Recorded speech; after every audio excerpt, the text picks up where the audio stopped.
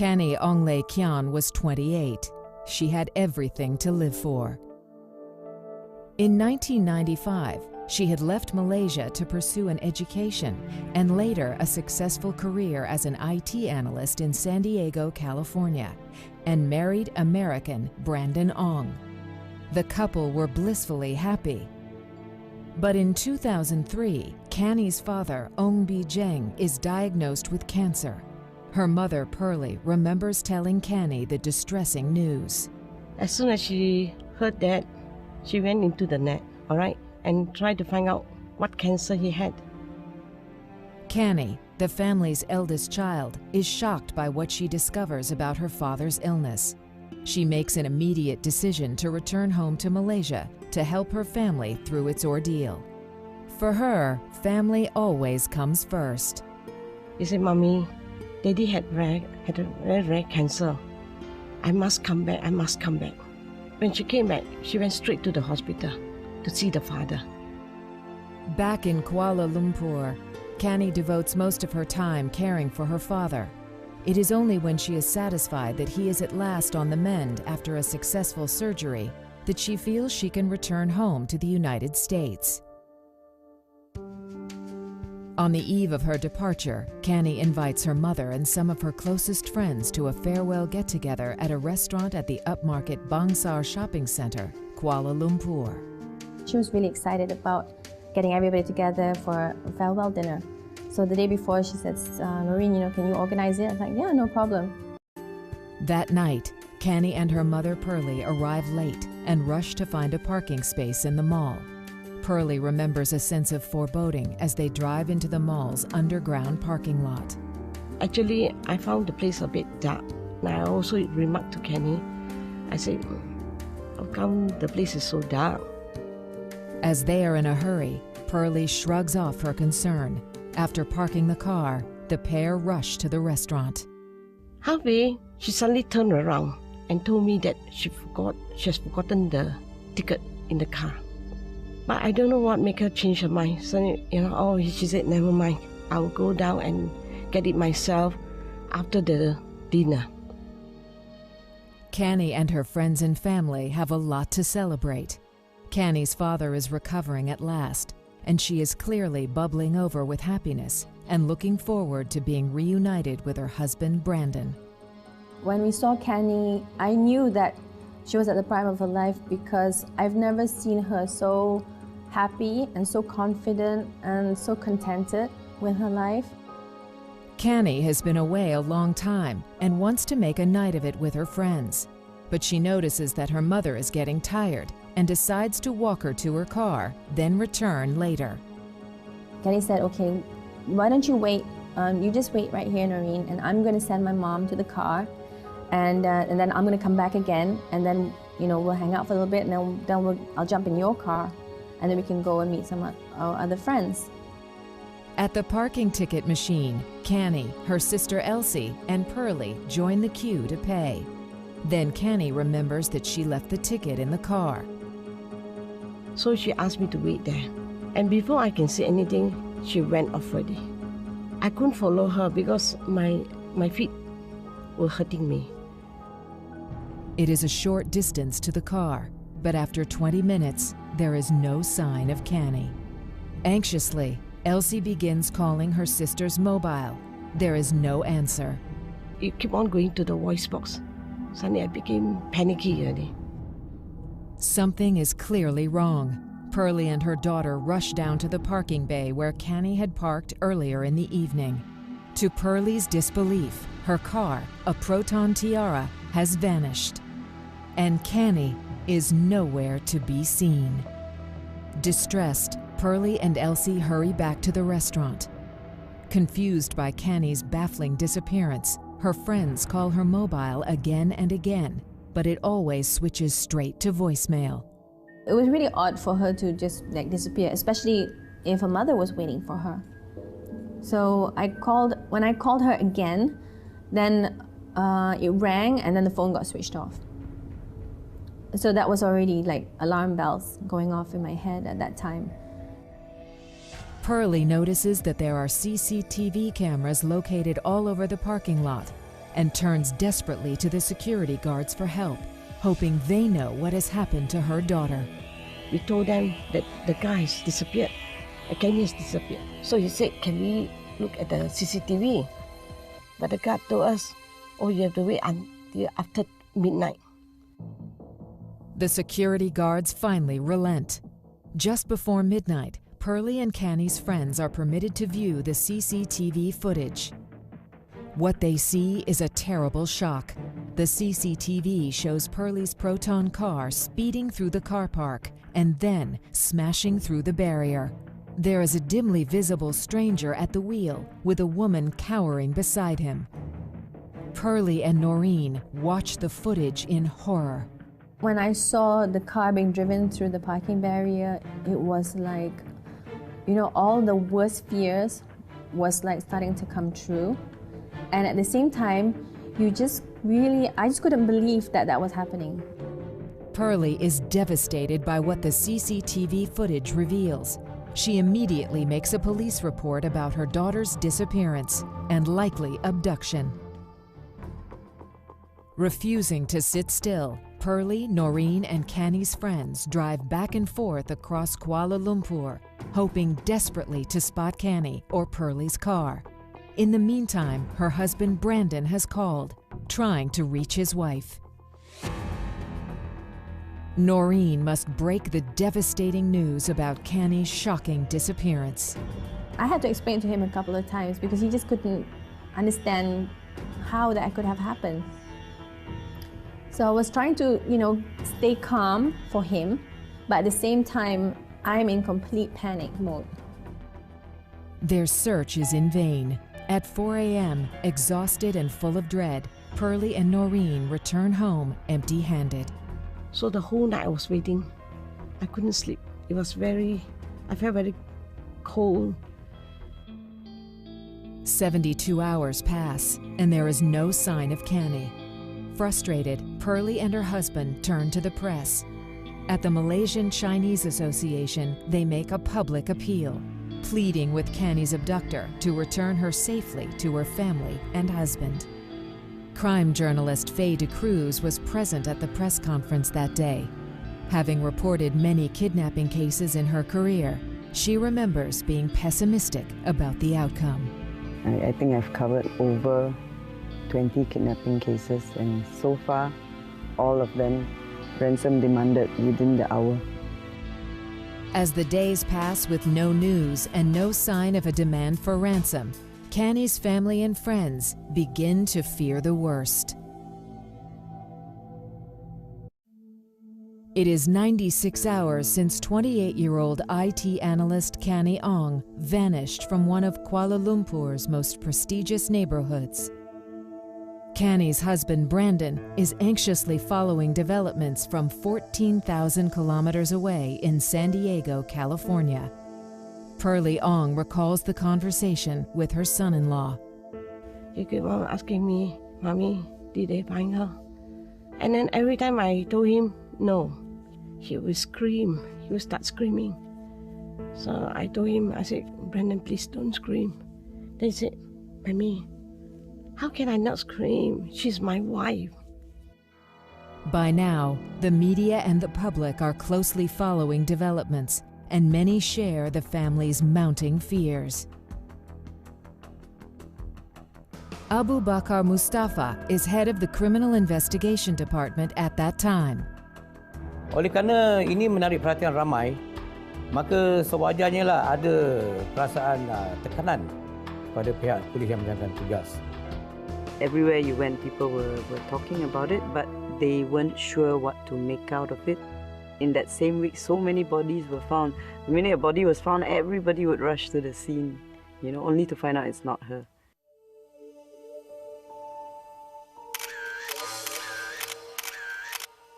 Then, the police make a disturbing discovery, an abandoned car that fits the description of Pearlie's missing vehicle.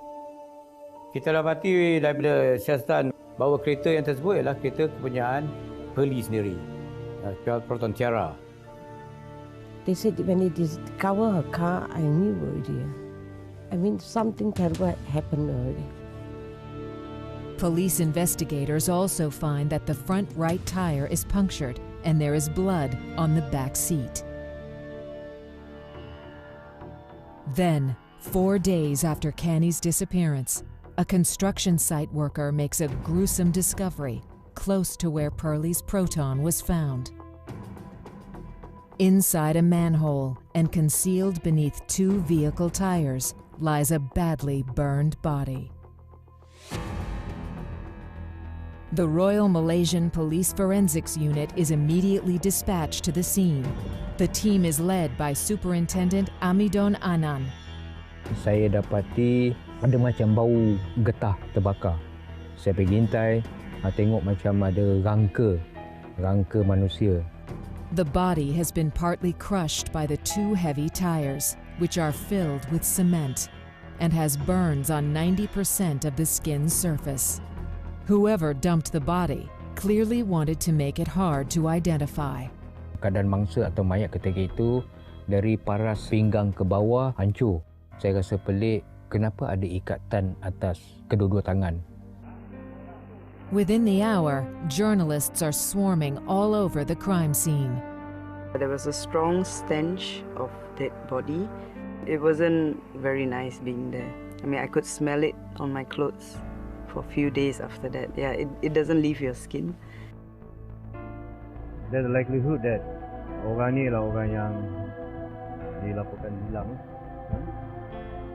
Tetapi kita masih perlu investigate sehingga tahap benar-benar kita boleh katakan orang ini lah orang yang berkaitan.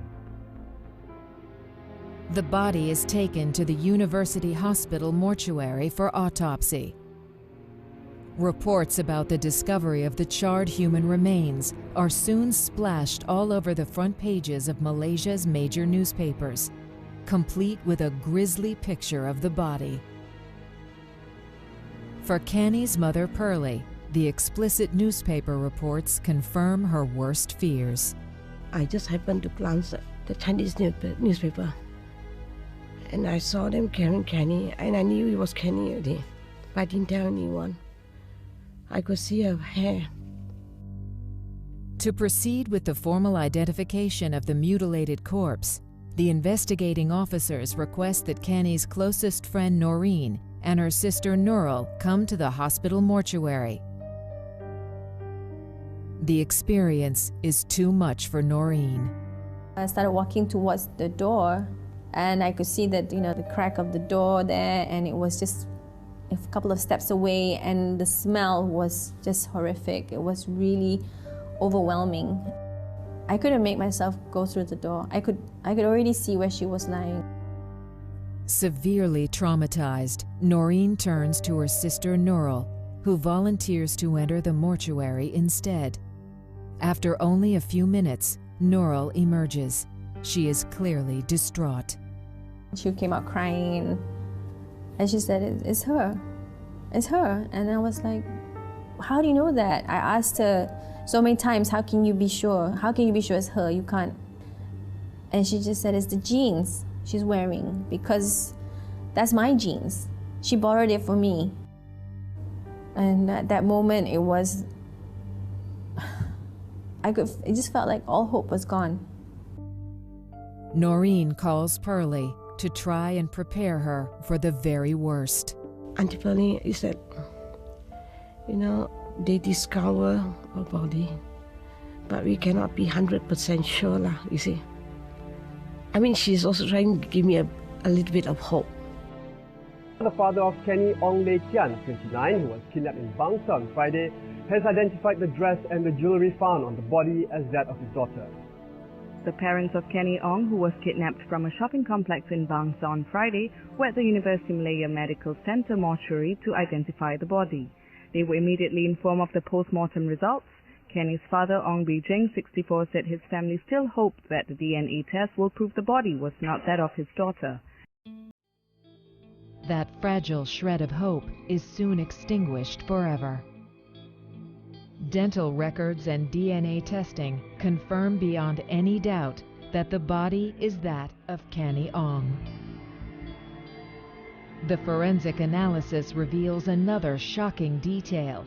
Canny was likely to have been raped. Forensik pathologist dapat mengambil sedikit kesan air mani di dalam bagian dalam ni diri mangsa.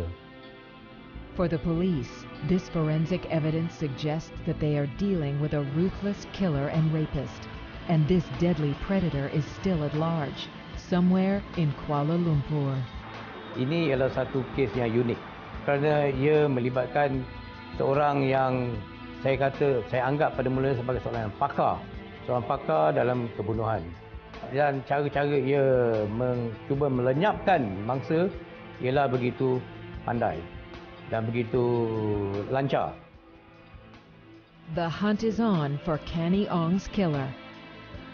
Evidence gathered at the construction site where Canny's remains had been discovered shed little light on the identity of the killer. So far, no witnesses have come forward. But then, a few days later, there is a shattering new development. An undercover policeman, Corporal Ravi Chandran, comes forward to reveal that he has crucial information about the case. Ravi Chandran tells investigators an extraordinary story. On the night Canny disappeared, he was on duty in a high-crime area of Kuala Lumpur. Masa itu saya bersama dengan Skopron buat rondan di kawasan perindustrian. Sebelum kami masuk ke kawasan perindustrian itu, kami nampaklah sebuah kereta parking di tepi jalan. Suspicious, Ravi Chandran decided to investigate. Ketuk pintu dekat tingkap tu kan. Ketuk tingkap. Lepas tu tingkap dibuka lah. Buka separuh je lah. Lepas tu dalam kereta tu saya nampak lah satu lelaki Melayu dengan satu lelaki Cina lah. So saya tanya pada pemandu kereta tu, "Cik buat apa?" So dia bagi tahu lah, "Tak ada apa cik, ni girlfriend saya. Ada masalah lah. Masalah family kan, nak bincang." Unconvinced by the driver's explanation, Ravi Chandran requested the couple's ID cards. From these, he identified the driver as Ahmad Najib bin Aris and the passenger as Ong Lei Kian. As he continued to question the driver, Ravi Chandran noticed that the woman next to him was making clear signs of distress. Dia menyembah macam tu lah, minta tolong kan. Bila Najib tolong kat dia, dia diam. Jadi bila suspek macam tu, saya pun mula dah suspek kan. So Ravi Chandran asked the woman, Ong Lei Kian, to step out of the car. But the driver spoke angrily to his anxious passenger. Ini bukan polis. Ini perompak macam dia, suara dia tinggi sikit dah. The situation soon turned hostile. Najib pun tutup tingkap lah kan. Bila tengok tingkap, saya tahu dia nak lari. Saya tembaklah dia dah tembakan depan tayar tu kan. Tapi dia lari juga kan. Dia pecut kan. Dia pecut, lepas tu saya pun start motor kejar kan. Dia bawa laju lah kan. Lagipun dia bawa pun macam orang gila bawa kan. Orang takut kan. Dia bawa laju, saya pun kejar-kejar lah, tak dapat kan. The Proton then disappeared into the night, but Ravi Chandran still had the two identification cards. For police investigators, the discovery of the two cards is a critical breakthrough. After just 3 days, the police have the name of a suspect who may have been the last person seen with Canny Ong on the night she was abducted and brutally murdered. Malaysian IT analyst Canny Ong has been found brutally murdered, her body dumped and burned almost beyond recognition inside a manhole. The news shocks Malaysia, and there is an outpouring of grief and sympathy from the public. Canny's funeral is held at the Church of St. Francis Xavier in Petaling Jaya. Brandon Ong, Canny's husband, has flown from California, crushed by grief. Brandon was like, hugging the casket, and there were times that he was on his knees and he was crying and sobbing uncontrollably and saying her name. He was just so devastated. We had to calm him down, and hug him and console him. Hundreds of ordinary Malaysians join the family to mourn this young woman whose life has been so brutally cut short. Actually, the public, they were very supportive. Many of them wrote to me. They wanted to talk to me, but at the time I didn't want to talk to anyone.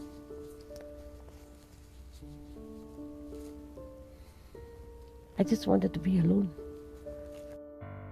Photographs of the grieving family have a powerful impact on the Malaysian public. But it only takes a few days for a wave of conspiracy theories to surface in the media. One of the most poisonous is that Canny somehow knew her killer. The speculation is especially painful for Canny's grieving mother. And these people talk nonsense. You know, she come back, she goes out with her boyfriend. What nonsense is this? She came back to see the father. Maybe have the time to see boyfriends. And I understand that they said that this guy knows her also. This is ridiculous. I mean, the thing they say to these people, it was really ridiculous. A huge police manhunt is now underway for the man last seen with Canny Ong, Ahmad Najib bin Aris. For the police, it is vital that the suspect is not alerted to the net rapidly closing around him. Sehingga orang ni dapat dikesan, saya tidak mau dedahkan bahawa kita sedang berusaha.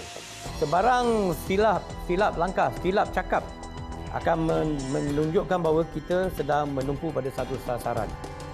Dan sasaran yang kita nak tumpu ni ialah sasaran yang liar. Satu liar, bermakna orang yang akan hilang. Klip mata saja kalau dia tahu dia boleh bau. The police already have some vital clues. On the night Canny was murdered, undercover policeman Corporal Ravi Chandran seized 2 ID cards, Canny's and the suspect's. Usaha-usaha untuk mencari sasaran gagal pada mulanya. Kerana ia telah memberi alamat yang tidak betul. Ini orang yang berbahaya, yang boleh mengelakkan diri daripada dikesan oleh polis. Police investigators soon find out that Najib has left a long trail of these false addresses with various official agencies, including falsified employment records. But they do have other ways to hunt down the man on the ID card. They look for the suspect's name in the National Social Security Agency and marriage registry and are immediately rewarded. There is an Ahmad Najib bin Aris listed as married, and he works as an aircraft cabin cleaner. Next, police track down his wife's workplace. For 2 days, an undercover team stakes out the local bank where Najib's wife works as a clerk and then follows her commute home. They hope she will lead them to their main suspect. Saat ini sangat kritikal. Kerana kesilapan pergerakan ini melibatkan kita kelepasan peluang ini. The police keep the presumed residence of their prime suspect under observation. But for 3 anxious days, there is no sign of Ahmad Najib bin Aris. Then, at around 4 a.m. on July 20th, 2003, the police team spot their suspect getting out of a taxi and walking towards his home.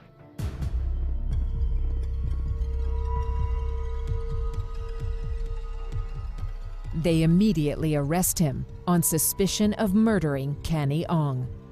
And he's taken for questioning to Petaling Jaya police station. The capture of the prime suspect in the notorious case of Canny Ong dominates front-page news. But at first sight, Najib doesn't look like a ruthless murderer and rapist. I think until now, if you speak to a lot of people, they still find it hard to believe that this guy would do it, you know? And why? Because he has no past record. Many others share the same disbelief. One of his neighbors, a lawyer, Rosal Azimin, knew Najib as just a regular guy. He's not that kind of a person who might do crime, so quite surprised. He's quite active in the community services. He involved in mosques, in the weddings. But for criminologist Dr. Gashina Ayu Mat Saat, an expert on the criminal mind, this anomaly is all too typical of a certain species of killer. He doesn't look the part. Now that's the thing a lot of people don't understand. They don't look the part. They look like normal individuals. For the introverted killer with psychopathic tendencies, they can separate the different aspects of their life. On one hand, they're the perfect father figure. They may be the perfect worker, perfect employee even. On the other hand, there's a darker side to their nature, which no one else knows about. Investigators soon find out that they are dealing with a very devious individual. From the start of their interrogation, it seems as if Najib wants to be in control, insisting that he speak only to the head of the Criminal Investigations Department, Abu Bakar Mustafa. Najib also seems to be well prepared. Abu Bakar considers he anticipated being arrested. Orang biasa akan kata, saya tak buat itu, tak buat ini. Biasanya, saya tak salah, saya tak terlibat. Saya tengok air muka dia tidak terkejut. Biasanya orang ada menunjukkan ekspresi tertentu, tapi ini tak ada. Jadi menguatkan andaian saya bahawa dia seorang yang bukan orang yang kita tak boleh pandang rendah pada dia. During this first period of questioning, Najib proves himself to be a sly adversary. Dia menggunakan satu taktik memusing ke arah polis. Dia hendak polis kalau beritahu kita tahu something, dia mengesahkan. But as the hours pass and the police repeatedly confront Najib with the evidence they have against him, he begins to weaken. Police confront Najib with the 2 ID cards taken the night of the murder, strongly linking Najib to Canny. And most damning, a blue jacket, a red t-shirt, and a pair of blue jeans, all stained with blood. The police relentlessly pile on the pressure. Najib finally gives in and confesses that he abducted and murdered Canny Ong. Bila dia tahu dia tidak boleh berdolak-dalik, dia terima fakta itu. Itu akhirnya kita dapat keterangan daripada dia. But a confession given before a police officer does not carry as much weight as a confession given to a magistrate. So on the morning of June 21st, 2003, the police bring Najib to the magistrate's court in Petaling Jaya, where his confession will be formally recorded and witnessed.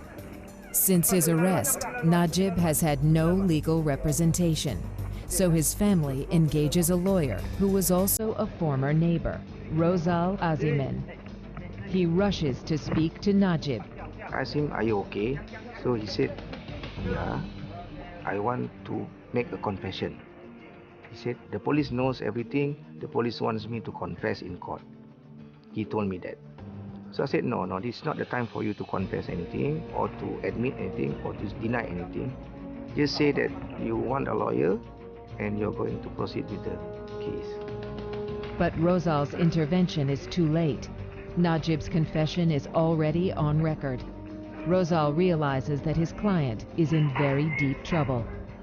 So Rosal turns to a highly experienced criminal defense lawyer, Hanif Khatri Abdullah. We do not actually know what actually happened at that time. That is the role of a defense lawyer, to find out from his client what was his relationship to that crime, and then raise the necessary doubts pertaining to his defense. But while Najib remains in police custody, he has only limited access to his lawyers, and in the circumstances, agrees to help police reconstruct the sequence of gruesome events that led to the death of Canny Ong. Dan only orang yang letak barang situ akan boleh bawa kita ke situ, kerana dia yang tahu dia letak situ. Jadi beberapa tempat yang kita bagi itu, kita dapati bahawa ada kesan-kesan yang kemudian diguna pakai sebagai concrete evidence yang konkret pada kita untuk membentangkan kes ini. Najib first leads the police to the Bangsar car park where Canny vanished on the night of June 13, 2003. A police videographer records the remarkable sequence of events, shown here for the first time on television. In the course of the next few hours, Najib reveals in horrifying detail how he kidnapped, raped, and murdered Canny Ong. Ahmad Najib bin Aris has been arrested for the murder of 28-year-old Canny Ong. After intense police interrogation, he confesses to the crime and agrees to take part in a reconstruction of the sequence of events that led to Canny's gruesome end. Oleh kerana kita dapat ni direct daripada seorang yang bawa, maka tanpa paksaan, tanpa dengan sukarela, dengan dia sendiri bawa, maka kita tidak ragu-ragu bahawa ini ialah tanggungjawab dia. The police take Najib to the Bangsar shopping center parking lot, where Canny was abducted after a farewell dinner with her family and friends. Najib proves to be astonishingly forthcoming about the events that unfolded that night. He reveals that he spotted Canny searching for something inside a car. Then, seizing his chance, he shoved her inside. She immediately went into a state of shock. He then reversed the car and headed out at high speed, smashing through the car park barriers. Najib explains to Superintendent Amidon Anand how he was able to ensure his victim did not escape. Lepas dia keluar dalam perjalanan tu, Najib ada cerita dia cuba pisau. You menjerit, you minta tolong, dia akan bunuh. Najib informs Amidon that he then took Canny on a terrifying joyride, finally stopping in an industrial area just outside Kuala Lumpur. It was at this point that the parked Proton was spotted by undercover policeman Ravi Chandran, who took Canny and Najib's ID cards. After this encounter, which ended with the car speeding away, Najib then stopped the car on the edge of a construction site. It was here that he raped Canny Ong. Head of CID Abu Bakar is astonished that in the circumstances, Najib's mind is fixated on sexual gratification.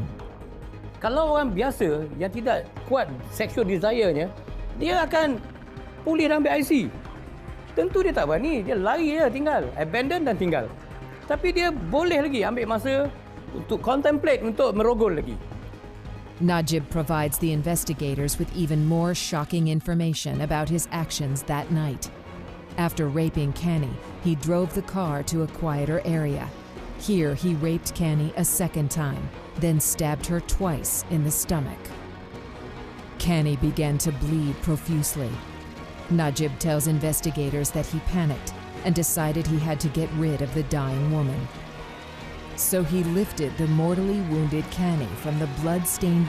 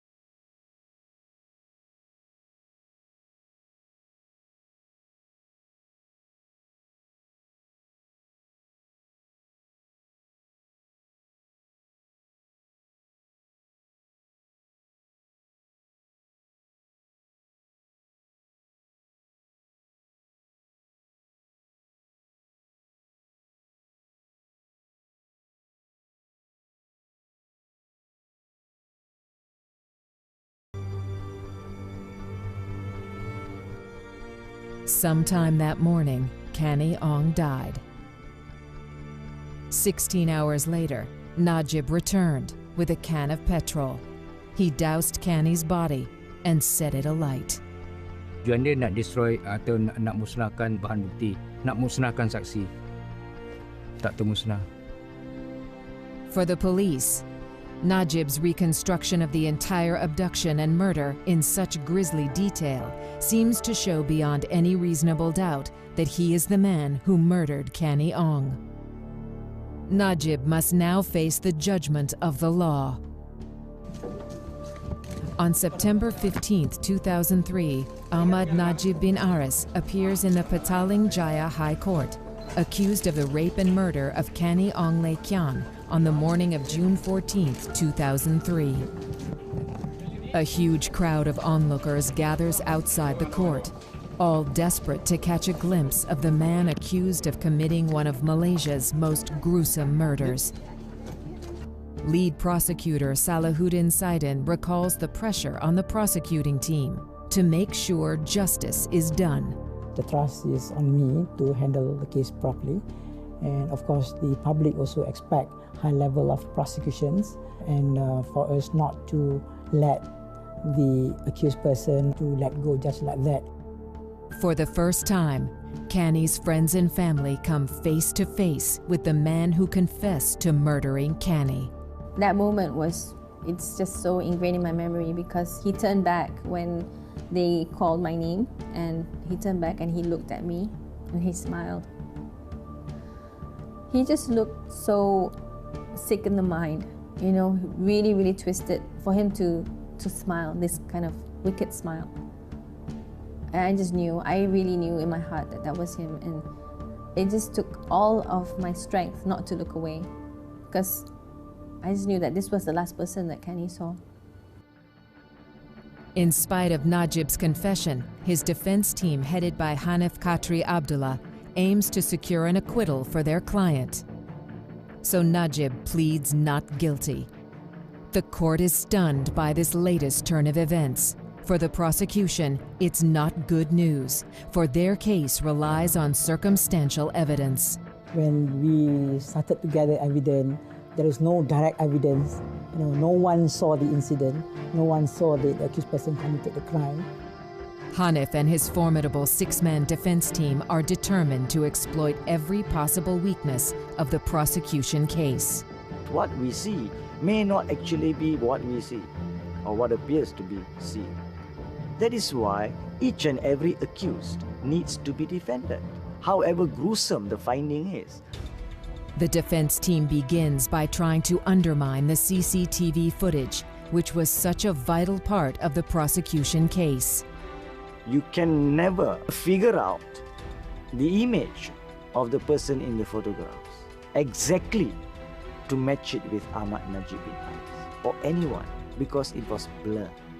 There were few copies of one photograph which was like facing the camera, which were enhanced 3 or 4 times to a certain size, and it was still very blurred. Crucial to the prosecution case are the blood-stained jeans and t-shirt discovered at Najib's home. But Hanif finds a way to question the validity of this evidence. The prosecution's witness, especially the investigating officer, confirmed there were no tests done to ask or to fit the trousers to Ahmad Najib. He never even checked the size of the jeans or measured the waist of Ahmad Najib. But prosecutor Salahuddin returns fire with evidence far more potent. DNA tests confirm that the blood found on Najib's jeans, t-shirt, and jacket all belong to Canny Ong. And the semen found in Canny's remains proves just as damning. After the analysis, they found out that the semen belongs to Najib. And the DNA profile proved that it belongs to Najib. This is powerfully incriminating evidence. But Hanif and his defense team still have another strategy to play.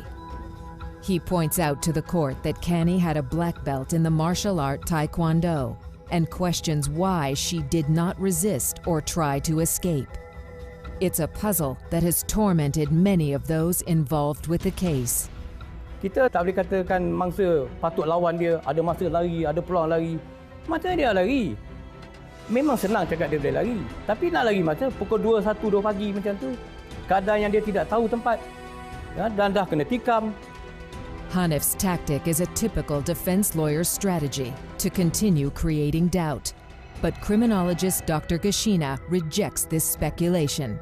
You think, if I'm in a similar circumstance, if if I'm the same situation, I would definitely run away, I would definitely call for help. Well, you're not in that type of situation. You can envision all you like, but reality and imagination are two different things. It's the sheer weight of the prosecution evidence that seals Najib's fate. One especially telling detail is the muslin cloth that was found wrapped around Canny's neck. Simply listed as a bandage, Salihuddin reveals that it might in fact be vital evidence linking Najib to Canny. Najib was working as the supervisor. They used a special cloth in order for them to clean the window of the plane. So I suspect that the same cloth was used to tie either the neck of the victim or the wrist of the victim. The prosecution team present forensic evidence that confirm the muslin cloth used to bind Canny's hands and mouth was in fact the same cloth investigators found at Najib's workplace. By the end of the trial, the prosecution case has relentlessly presented to the court a stream of potent forensic evidence. It is now time for Najib to enter his defense. All Malaysia wants to know how he will plead. On August 6, 2004, one of Malaysia's most dramatic trials has reached a climax. Ahmad Najib bin Aris stands accused of murdering 28-year-old Canny Ong. The prosecution has presented a powerful case against him. Now, he must decide whether he will take the stand.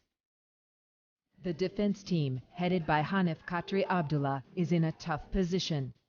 6 of us had to sit down and evaluate what would be the best option available to Ahmad Najib bin Aris. After 6 long weeks of deliberation, they finally present the options to Ahmad Najib. He has the ultimate right for his decision. He can decide to go against the lawyer's advice. We told him the importance of him to be voluntary in making the decision because his life is at stake. After considering the advice of his legal team, Najib makes his decision. He opts to remain silent. There has been high drama in court before, but none like this moment. What does Najib say? No, I am not going to take an oath, not going to say anything on oath. I don't want the prosecution to cross-examine me. I'm not going to say anything from the accused stand in my defense on this charge. The prosecution interprets Najib's astonishing decision as tantamount to an admission of guilt. What they did is to remain silent and not to rebut at all by calling other witnesses. They are not calling anyone. They just simply close the case, not rebutting the evidence. So I said, the law said that if unrebutted would warrant a conviction. But to this day, Hanif defends the advice he gave his client. Does it mean Ahmad Najib bin Aris saying that, yes, Judge, whatever you decided is correct? No, it does not mean that.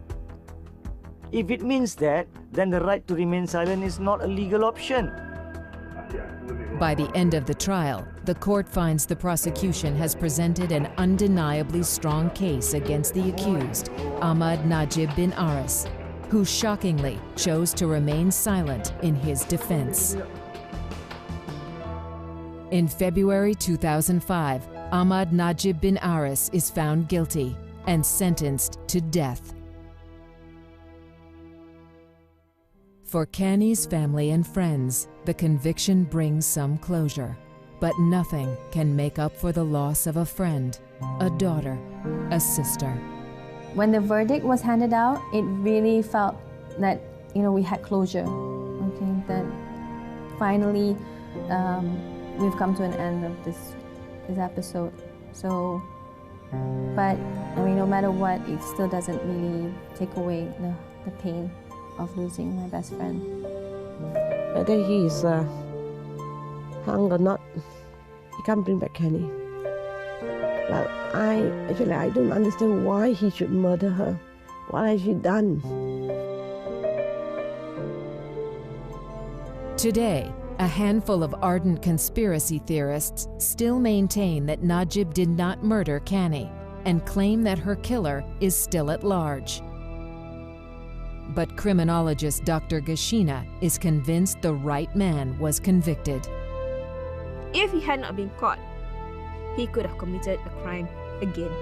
This type of psychopathic killer will kill again once the personal euphoria connected to the crime wears off. So I'm very thankful that we actually caught him before another woman out there became his next victim. Head of CID Abu Bakar Mustafa is also certain that Najib is guilty. What's more, he has information revealing that Najib had offended before. Ada maklumat mengatakan bahawa Najib dikatakan berada kaitan dengan beberapa kes rogol lain. Itu lebih tak kurang daripada 3 lah. But Abu Bakar was unable to pursue these cases as the victims declined to cooperate. Setengah-setengah antaranya telah pun berumah tangga, ada yang juga tidak mahu perkara ini dibangkitkan lagi. Jadi perkara itu disenyap itulah. After 6 years on death row and 2 failed appeals, there is one last chance of life for Ahmad Najib, the clemency of the Sultan. Before the ruler of the state, His Royal Highness the Sultan of Selangor, makes the decision whether to pardon him or not, Najib is given permission to write him an appeal letter.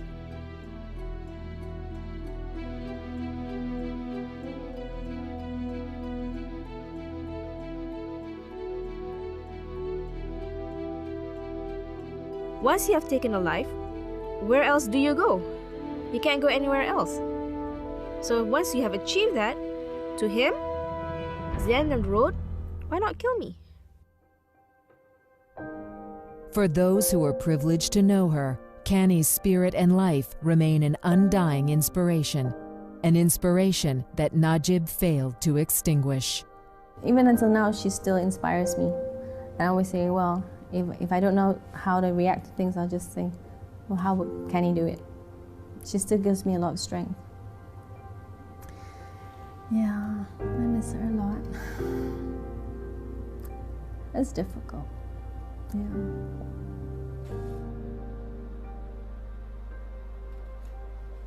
For Canny's mother, Pearlie, she has dedicated the rest of her life to remembering her daughter. She was really a very good daughter. We were very close. You see, when you lose someone, your biggest regret is not being good enough to that person. Oh, I light a candle for her every night. I think of her as though she's alive, that's all. I still sometimes pretend that she's still in America.